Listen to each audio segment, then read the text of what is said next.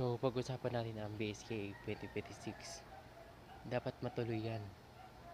Kasi nakakailang termino na yung mga kagawad, yung mga SK kagawad.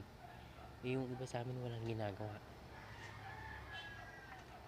May mga nilang kasi nagsasabi na na ipo-postpone ulit. Mga ingot ba kayo? Nakakailang termino na yan.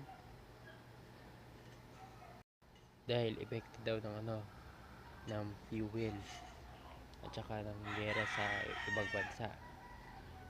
Hindi sapat na dahilan yun para i-postpone yung BSK 2026. Kailangan na maituloy yan kasi need kasi yan, mapalitan-palitan. At saka may pondo naman yan sa para sa BSK 2026. Ayaw lang naman talaga. Kasi mga gamit. Kapag hindi natuloy yan, sampa ng kaso yan yung mga nag-i-postpone kahit kung sino mga komunista, mga